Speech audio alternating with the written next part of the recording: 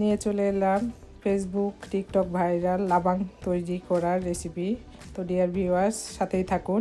এর জন্য 1 কাপ টক দই নিয়েছি। তো আমাদের এখানকার দইটা অত বেশি টক হয় না। আর সাথে দিব 1 চামচের মতো বিট লবণ।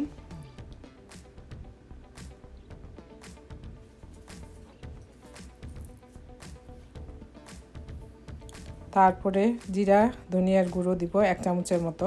তো আপনাদের কাছে যদি চাট মশলা থাকে তাহলে আপনারা চাট মশলা ব্যবহার করতে পারেন। তো চাট মশলা সাধারণত অথেন্টিক যেটা তৈরি করে সেটাতে ব্যবহার করে। এরপরে চিনি দিয়ে দিচ্ছি 4-5 চামচের মতো। তো চিনিটা বেশি মিষ্টি হবে দেওয়া লাগবে না, অল্প পরিমাণে দিলে চলবে। আর পাশাপাশি 2 চামচের মতো ট্যাং দিচ্ছি। ট্যাংটা মাস্ট লাগবে লাবাং তৈরি করতে। আর 2 চামচের মতো লেবুর রস আমি ইউজ করছি।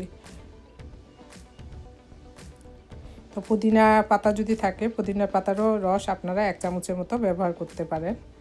তো ব্যাস, এই পুরো মিশ্রণটা এখন ব্লেন্ড করে নিব, হাতে উইক্সের মাধ্যমে ব্লেন্ড করে নিব। তারপরে একদম ঠান্ডা পানি, যেটা ফ্রিজের পানি হোক বা কলের পানি, যেটাই আপনারা ইউজ করেন, ঠান্ডা পানি আপনারা ব্যবহার করবেন। আর যারা বেশি আরও ঠান্ডা খেতে চান তারা আইস কিছু দিয়ে দিতে পারেন। তো ব্যাস, হয়ে গেল মজাদার লাবাং, যেটা এখন ফেসবুক আর ইউটিউব ভাইরাল হয়েছে। তো এটা বেশি ঘনও হবে না আবার বেশি পাতলাও হবে না। তো এইভাবে তৈরি করবেন, একটা পাতলা কনসিস্টেন্সির মতো।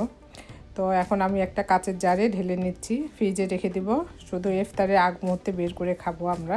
তো অনেক মজা, অনেক রিফ্রেশিং। অবশ্যই বাসায় তৈরি করে দেখবেন লাবাং। তো ভালো থাকুন ভিউয়ার্স, আল্লাহ হাফেজ।